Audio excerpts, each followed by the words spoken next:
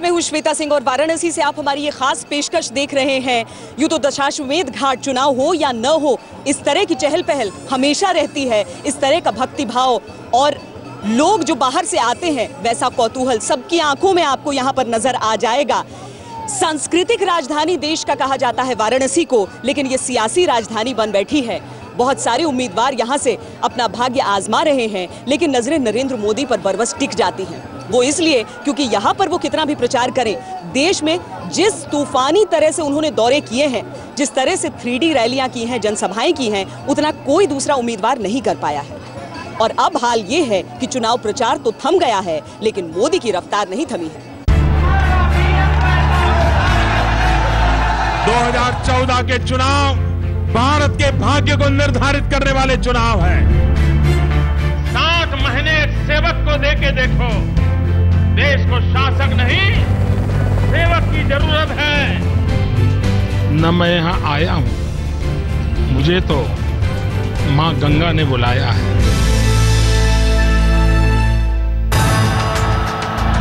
कहीं रैलियों का रेला, कहीं रोड शो का जोर, कहीं 3D की तकनीक, कहीं चाय पर चर्चा। गांव की समस्या की भी चर्चा होगी, किसी परिवार की भी बात होगी। मोदी ने दिखाए प्रचार के कई अवतार। ये सत्ता शोध की पूर्ति के लिए चुनाव नहीं, मोदी साबित हुए सबसे बड़े प्रचारक।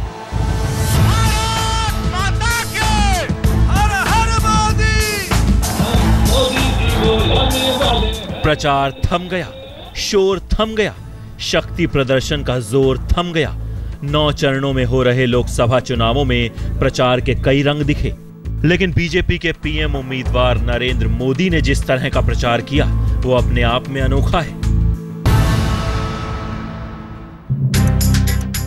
कभी आरएसएस के प्रचारक रहे नरेंद्र मोदी इस चुनाव में सबसे बड़े प्रचारक के रूप में उभरे।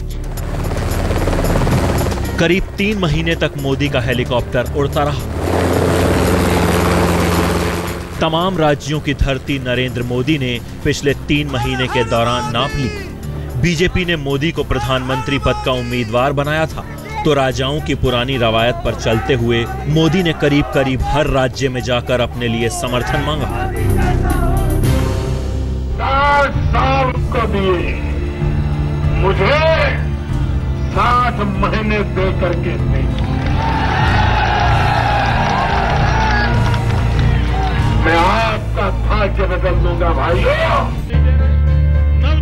भाषण देते देते नरेंद्र मोदी का गला तक बैठ गया, लेकिन मोदी थमे नहीं, रुके नहीं। और पार्टी ने काम दिया तो मेरा मत रहता है कि मुझे कोई उसमें ढीलापन न हो, कोताही नहीं बरतनी चाहिए। और परमात्मा ने जितने मुझे समय दिया है, शक्ति दी है, क्षमता दी है, उसका भरपूर उपयोग उस जिम्मेवारी को पूरा करने के लिए करना चाहिए। लोकसभा चुनावों के लिए पिछले 26 मार्च को मोदी ने जम्मू में वैष्णो माता के स्थान से रैली की थी और 10 मई को बलिया में उन्होंने अपनी आखिरी रैली की। 2014 के चुनाव अभियान का अंतिम दिवस है और मेरे लिए भी ये बड़े सौभाग्य की बात है कि मेरे इस 1.5 महीने के लगातार चुनाव अभियान की आखिरी सभा भी बलिया में हो। पिछले 26 मार्च से लेकर 10 मई तक नरेंद्र मोदी ने देश भर में 196 जनसभाएं की। 11 अप्रैल से 30 अप्रैल के बीच मोदी की 750 3D रैलियां भी हुई। 1 मई से 10 मई के बीच मोदी की 600 3D रैली हुई। नरेंद्र मोदी ने देश के 25 राज्यों में प्रचार किया और करीब 1 लाख किलोमीटर की चुनावी यात्रा कर डाली। इससे पहले सितंबर 2013 से मार्च 2014 तक छत्तीसगढ़, मध्य प्रदेश, राजस्थान और दिल्ली में नरेंद्र मोदी ने 52 रैलियां की थी। मोदी के इस मिशन के चाणक्य रहे अमित शाह की माने तो मोदी ने अब तक देश के किसी भी नेता से ज्यादा रैलियां की, ज्यादा सफर किया। मोदी, नरेंद्र मोदी। कोई नेता नहीं है जिसने 437 सभाएं एक इलेक्शन कैंपेन में की है। मैं मानता हूं कि संविधान जब से बना तब से अब तक के चुनावी अभियान में सबसे ज्यादा सफर करने वाला कोई अगर नेता होगा तो नरेंद्र मोदी है। सबसे ज्यादा सभाएं संबोधित करने वाला, रैलियां करने वाला नेता कोई होगा तो नरेंद्र मोदी। किसका पेट जहर से भरा पड़ा है? मोदी ने अपनी रैलियों, अपने भाषणों में जनता की हर दुखती नब्ज पकड़ी। कोशिश यही कि बातों के जरिए सीधे दिल में उतर जाएं। 60 साल शासकों को दिए, 60 महीने एक सेवक को देके देखो। 60 महीने एक सेवक को देके देखो। देश को शासक नहीं, सेवक की जरूरत है। मोदी ने सिर्फ मेहनत ही नहीं की, जमकर राजनीति की, खूब चतुराई दिखाई। बनारस में जब वो नामांकन के लिए गए तो उन्हें इंतजार करना पड़ा। इस मौके को भी मोदी ने अपने फायदे के तौर पर भुना लिया। मोदी बीजेपी की उम्मीदों की लहरों पर सवार थे। पार्टी उनकी लहर बनाए रखने की जद्दोजहद में थी तो मोदी के रणनीतिकार इस लहर को सुनामी बनाने की फिराक में। विशेषकर उत्तर प्रदेश में और गुजरात में मानो भारतीय जनता पार्टी के प्रति एक बड़ी लहर का एहसास होता है। 2014 के लोकसभा चुनाव के लिए प्रचार थम गया है। किसके हाथ क्या लगेगा इसका फैसला तो 16 मई को होगा, लेकिन इसमें कोई दो राय नहीं कि तमाम विवादों के बीच इस चुनावी जंग में सबसे बड़े प्रचारक नरेंद्र मोदी ही रहे। आज तक ब्यूरो। इन चुनावों में नरेंद्र मोदी ने हिंदुस्तान को अपने उड़न खटोले से नाप डाला। इतनी यात्रा की कि इतने में वो धरती के 5 चक्कर लगा लेते। अपनी कदमों से इस तरीके से नापा कि उतने में वो धरती से चांद तक की आधी दूरी तय कर सकते थे। चित्तो जेथा भोईशुन्नो उच्चो जेथा शीर। ज्ञान जैसा रंग वैसा ढंग। नरेंद्र मोदी कोलकाता में गए तो बांग्ला बोलने लगे। अपनो प्रांगणो तोले दिवोशो शौरभौरी। वणक्कम। चेन्नई गए तो तमिल बोलने लगे। आज इस बार के लोकसभा चुनाव में चुनाव प्रचार की जिम्मेदारी अकेले मोदी के कंधों पर थी। मोदी ने इस जिम्मेदारी को बड़ी तबीयत से निभाया भी। नगरी नगरी, द्वारे द्वारे गए। 25 राज्यों में जाकर प्रचार किया। वहां की जनता की नब्ज टटोली। जरूरत पड़ी तो वहां की बोली बोली।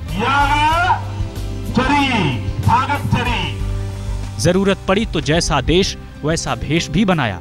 ऐसे चुनाव है जो उम्मीदवार नहीं लड़ रहे हैं। ये पहला चुनाव ऐसा है, हिंदुस्तान के नागरिक चुनाव लड़ रहे हैं। कोटि कोटि जन चुनाव लड़ रहे हैं। पंजाब की धरती पर नरेंद्र मोदी उतरे तो एक बारगी लोग पहचान नहीं पाए, क्योंकि मोदी ने वहां बिल्कुल सरदारों वाला भेष बना रखा था। आप जितनी अपेक्षा नरेंद्र मोदी से कर सकते हैं, उससे ज्यादा अपेक्षा अरुण जेटली से कर सकते हैं। यही नहीं, मोदी जब अरुणाचल प्रदेश पहुंचे तो वहां के परंपरागत वेशभूषा में नजर आए। देश की रुक्मणी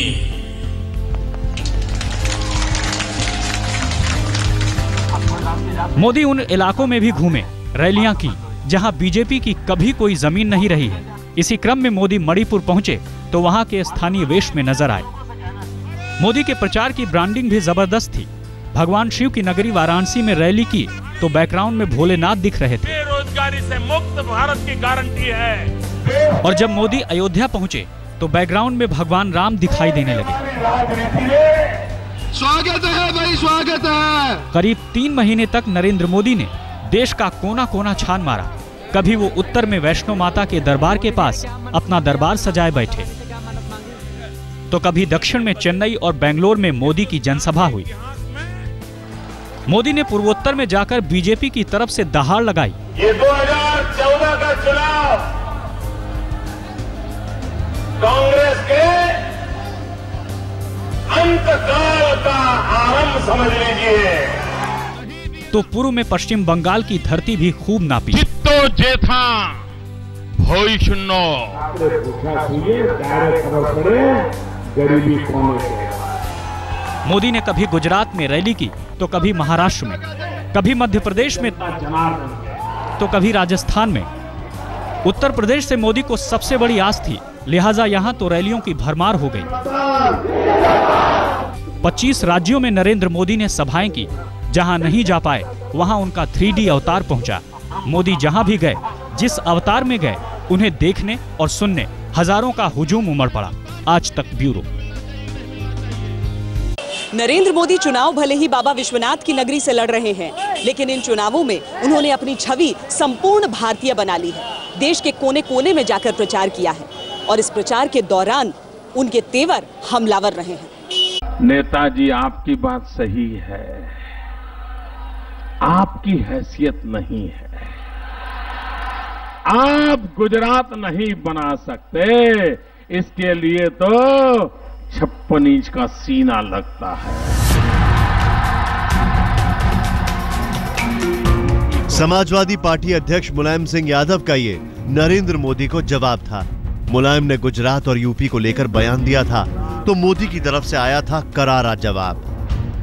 नेताजी, आपकी बात सही है, आपकी हैसियत नहीं है। आप गुजरात नहीं बना सकते, इसके लिए तो 56 इंच का सीना लगता है।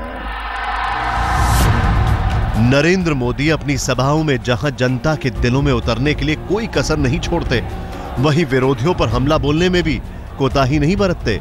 विरोधियों को नई संज्ञा दी, नए जुमले गढ़े। राहुल गांधी को बार बार शहजादा कहा।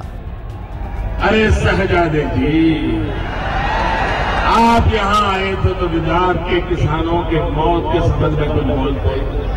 आप आए थे तो किसानों के आंसू पोंछने का प्रयास करते।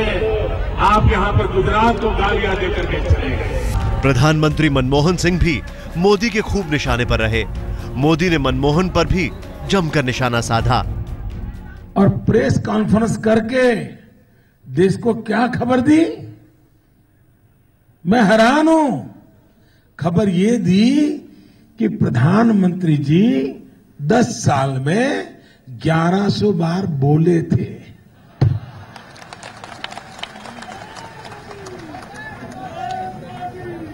वाह, क्या सीन है।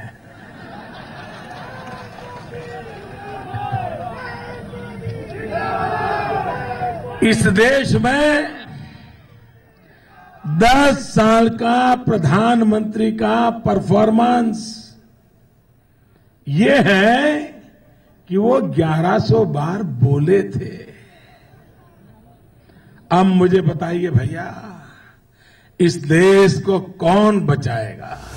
वाराणसी से मोदी के खिलाफ चुनावी मैदान में उतरे अरविंद केजरीवाल का उन्होंने नाम नहीं लिया, लेकिन एक नया नाम जरूर दे दिया, AK-49। एक दूसरे हैं, वो तीसरे हैं AK-49। वो है AK-49। ये AK-49 ने अभी एक पार्टी को जन्म दिया। मोदी ने पूरे चुनाव प्रचार में अपने किसी भी विरोधी को बख्शा नहीं। जमकर तीर चलाए और अगर किसी ने सवाल मोदी पर उठाए तो मोदी ने उसे लाजवाब कर दिया। आज तक ब्यूरो। इन चुनावों में भारतीय जनता पार्टी का कमल नजर आता है तो नरेंद्र मोदी की तस्वीर नजर आती है। पार्टी से बड़ी पर्सनालिटी हो गई है। सुषमा स्वराज, राजनाथ सिंह हो, लालकृष्ण आडवाणी हो, ये सब खामोश ही रहे। चाय बेच करके पेट का गुजारा करना होता है। मैं गुजरात में रहूं या दिल्ली में, आपके दर्द को तुरंत पहचान लेता।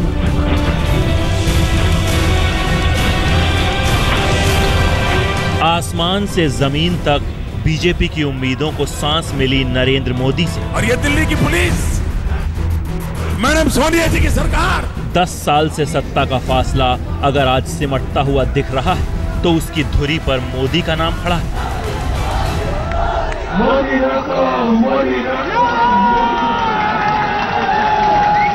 क्यों भाई, ये मोदी का नाम सुनते ही कांपने क्यों लगे? ये मोदी का नाम सुनते डरते क्यों हो? भाइयों बहनों, ये मोदी लोग को क्यों कह रहे मालूम है? उन्हें मालूम है आज 16 को मोदी आ गया तो 16 के बाद उनका ठिकाना क्या होगा, इसीलिए कांपते हैं।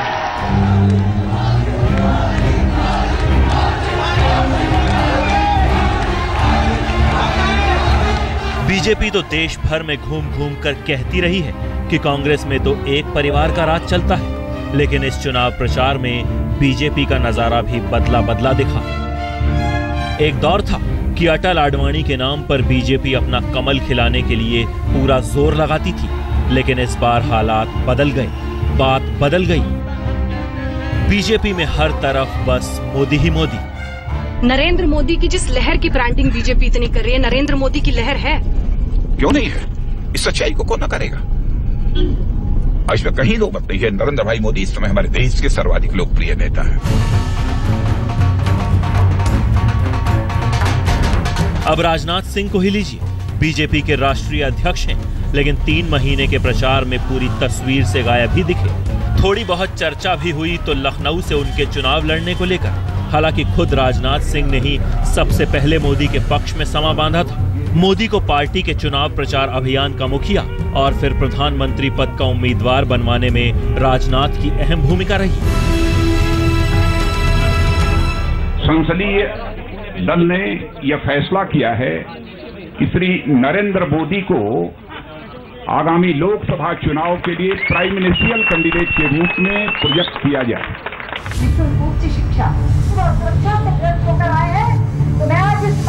सुषमा स्वराज बीजेपी में एक ऐसी शख्सियत हैं जिनके शानदार और जोरदार भाषण का लोहा तो उनके विरोधी भी मानते हैं, लेकिन इस चुनाव में सुषमा भी कमोवेश अपने संसदीय क्षेत्र विदिशा तक ही सीमित रह गईं। परिवर्तन की लहर चल रही है। हमने भाई नरेंद्र मोदी को भारतीय जनता पार्टी की ओर से अधिकृत रूप से प्रधानमंत्री पद का उम्मीदवार घोषित किया है। मोदी जी की नेतृत्व क्षमता, हमारे भाजपा शासित राज्यों के मुख्यमंत्रियों की लोकप्रियता और कांग्रेस की जन विरोधी नीतियों के प्रति लोगों का गुस्सा भारतीय जनता पार्टी के पक्ष में वातावरण बना रहे हैं। और अब लाल कृष्ण आडवाणी के बारे में क्या कहा जाए? कभी उनकी इजाजत के बगैर बीजेपी में पत्ता तक नहीं हिलता था, लेकिन इस बार चुनाव में आडवाणी की दौड़ दिल्ली से गांधीनगर तक ही रही। और अगर कभी बोले भी तो जिस मोदी के नाम पर कोप भवन में चले गए थे उनकी ही तारीफ में। मजबूरी थी या मजबूती, अब ये तो आडवाणी ही जाने। इस बार कांग्रेस पार्टी को पराजित करके भारतीय जनता पार्टी की नई दिल्ली में सरकार बनाएंगे और कमल के निशान के द्वारा श्री नरेंद्र मोदी को देश का प्रधानमंत्री।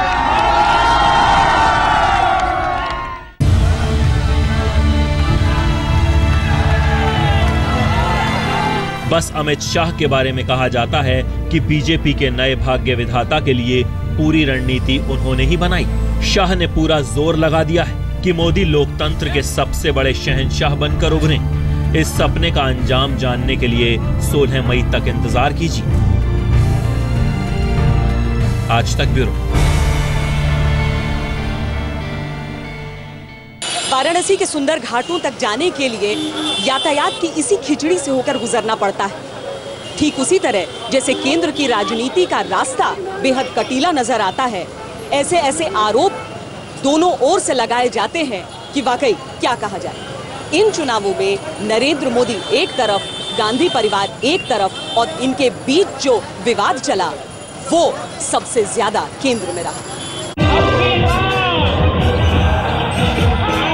प्रचार तो काफी पहले से चल रहा था, लेकिन प्रचार की धार तीखे हमलों की सान तब चढ़ी जब अमेठी को लेकर एक तरफ नेहरू गांधी परिवार खड़ा हुआ और दूसरी तरफ नरेंद्र मोदी।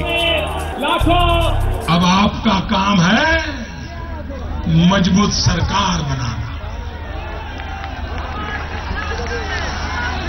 अमेठी से कमल भेजिए, मजबूत सरकार बनाई है। अमेठी को कांग्रेस का परंपरागत गढ़ माना जाता है। 34 साल से अमेठी से नेहरू गांधी परिवार का कोई उम्मीदवार कभी हारा ही नहीं।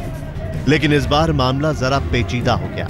राहुल गांधी के खिलाफ बीजेपी ने टीवी सीरियल वाली बहू स्मृति ईरानी को मैदान में उतार दिया।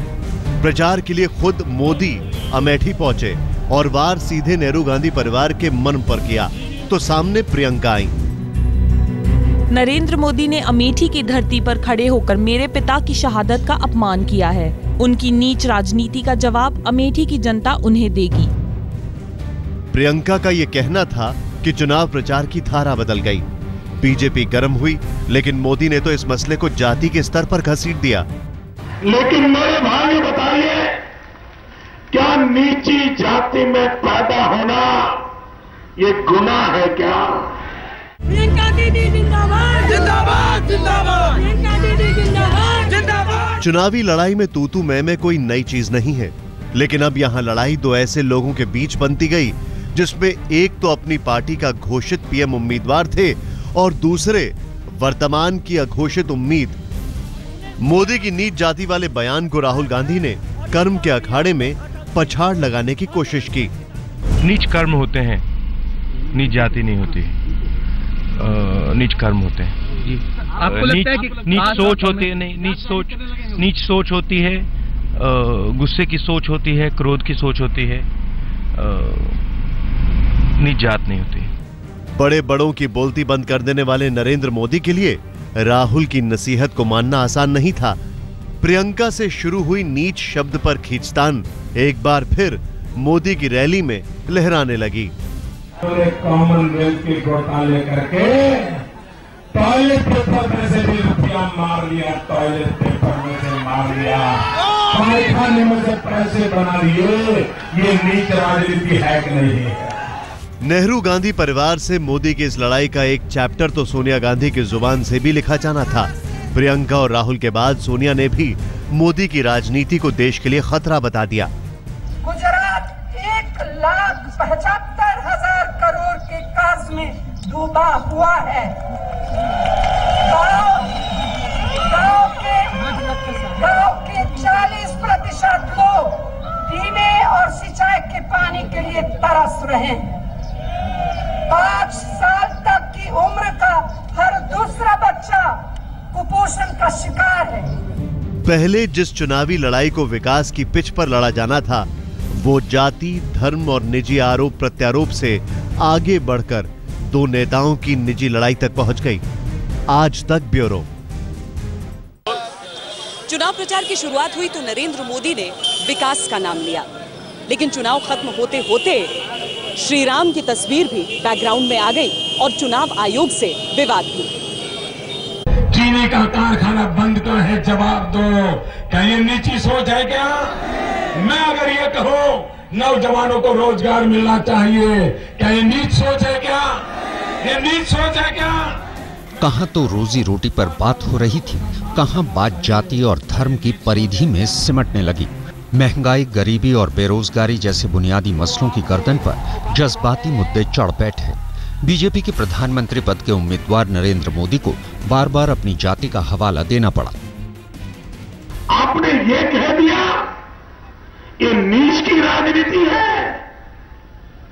भाइयों बहनों, मैं इस बात का तो इनकार नहीं कर सकता हूं कि मैं नीची जाति में पैदा हुआ हूं, लेकिन मेरे भाई बताइए, क्या नीची जाति में पैदा होना ये गुनाह है क्या? कि श्री नरेंद्र मोदी पिछड़ी जाति में पैदा नहीं हुए हैं और यही मुख्य कारण था कि मेरे द्वारा इनकी इस जाति के बारे में बार बार सार्वजनिक तौर पर पूछे जाने के बावजूद भी इन्होंने यहाँ की जनता को अपनी सही जाति के बारे में आज तक भी अपनी जुबान से नहीं बताया। जब जाति बुनियादी सवालों से 4 हाथ ऊपर दिखने लगे तो समझ लेना चाहिए कि धर्म का रंग असल मुद्दों को बदरंग कर देगा। बीजेपी के घोषणा पत्र में राम जन्मभूमि का सवाल पीछे छूट गया, लेकिन फैजाबाद में मोदी की रैली में भगवान राम की तस्वीर इशारों में बहुत कुछ कह गई। लेकिन सवाल उठा तो राम को भ्रष्टाचार के खिलाफ लड़ाई से जोड़ दिया गया। राम की तस्वीर का विवाद चुनाव आयोग तक पहुंचा। बीजेपी ने जवाब भी दे दिया, लेकिन चुनाव आयोग से असली लड़ाई तो वाराणसी में मोदी की रैली और गंगा आरती को मंजूरी न देने से शुरू हुई। मोदी ने खुद को देशभक्ति का दूसरा प्रतीक बनाने में कोई कसर नहीं छोड़ी, लेकिन करगिल के शहीद कैप्टन विक्रम बत्रा की इस लाइन को जब मोदी ने दोहराया कि ये दिल मांगे मोर, तो इस पर बवाल मच गया। इस तरह का कहना उनको शोभा नहीं देता है, क्योंकि आज जब इलेक्शन बिल्कुल समीप है तो उनको शहादत की बात याद आ रही है। विवाद तो तब भी खड़ा हुआ जब अहमदाबाद में मोदी ने वोट देने के बाद बीजेपी का कमल छाप निशान दिखाया था, लेकिन इस सवाल को मोदी बड़ी मासूमियत से टाल गए। हालांकि मोदी ने बार बार ये भी दोहराया कि चुनावों में उठे ये विवाद चुनाव खत्म हो जाने के साथ ही थम जाएंगे, लेकिन इससे ये भी पता चलता है कि जन सैलाब की जय जयकार में कैसे असल मुद्दे जज्बातों की लहरों में खो जाते हैं। आज तक ब्यूरो। इन चुनावों में अगर नरेंद्र मोदी की सबसे ज्यादा आलोचना हुई है तो सबसे ज्यादा जय जयकार भी उन्हीं की हुई है। उनके नाम से नारे बने हैं, उनकी तस्वीर चस्पा हुई है पोस्टरों में। नरेंद्र मोदी में भारतीय जनता पार्टी को उसका मौलिक जननायक मिल गया है। हर हर मोदी, हर हर मोदी, हर हर मोदी। इस बार के लोकसभा चुनावों में मोदी सिर्फ प्रचारक ही नहीं रहे, एक ब्रांड बन गए। उनके रणनीतिकार उनकी लहर की बात करते रहे, मोदी वो लहर खुद बनाते रहे। भाइयों बहनों, उनको गुस्सा इस बात का है कि एक चाय बेचने वाला, नाना एक चाय बेचने वाला हमें ललकारता है। मोदी जहां भी गए उनके समर्थक उनके रंग में रंगे नजर आए। वाराणसी में जब मोदी का नामांकन जुलूस निकला तो पूरी सड़क जैसे भगवा रंग में रंग गई। नरेंद्र मोदी को बीजेपी ने प्रधानमंत्री पद का उम्मीदवार बहुत पहले घोषित कर दिया था। इसका फायदा मोदी ने जमकर उठाया। उन्होंने विपक्षी पार्टियों के सारे मुद्दों की हवा निकाल दी। मुद्दे हाईजैक हो गए। मुद्दा सिर्फ एक बचा, मोदी। भाजपा के नेता श्री नरेंद्र मोदी पूरे देश को रातों रात स्वर्ग बनाने के अपना सपना दिखा रहे हैं, लेकिन इनके कारनामों की वजह से गुजरात 1,75,000 करोड़ के कर्ज में डूबा हुआ है। नरेंद्र मोदी पूरे चुनावी अभियान में विकास के मुद्दे को उठाए रहे, जबकि उनकी विरोधी पार्टियां सिर्फ मोदी के इर्द गिर्द घूमती रही। मोदी ही उनके लिए मुद्दा बन गए। श्री नरेंद्र मोदी का बार बार ये कहना कि बीजेपी की हवा है, मुझे भारतीय जनता पार्टी की कोई ज्यादा हवा नजर नहीं आ रही है। मोदी साहब ने जो भी गुजरात में विकास की बात कही है वो बिल्कुल गलत है, यूपी के बराबर नहीं है। आलम तो ये था कि देश के प्रधानमंत्री मनमोहन सिंह तक ये बोल गए कि मोदी अगर पीएम बने तो देश के लिए ये विनाशकारी होगा। I think the country as a whole is swept by any Modi. Narendra Modi की सबसे बड़ी कामयाबी यही रही कि पूरा चुनाव उन्होंने अपनी तरफ खींच लिया। वोटर भी दो हिस्सों में बंट गए, मोदी समर्थक या फिर मोदी विरोधी। सवाल भी सिर्फ दो ही बचे, मोदी चाहिए या नहीं चाहिए। अब इस सवाल का जवाब 16 मई को कुछ भी निकले, लेकिन इतना तो तय है कि मोदी अपने प्रचार मिशन में पूरी तरह से कामयाब रहे। आज तक ब्यूरो। हजारों साल से तटस्थ लेकिन आज की सियासत में झूमती काशी से हमारी इस खास पेशकश में इतना ही। देश और दुनिया की बाकी खबरों के लिए आप देखते रहिए आज तक।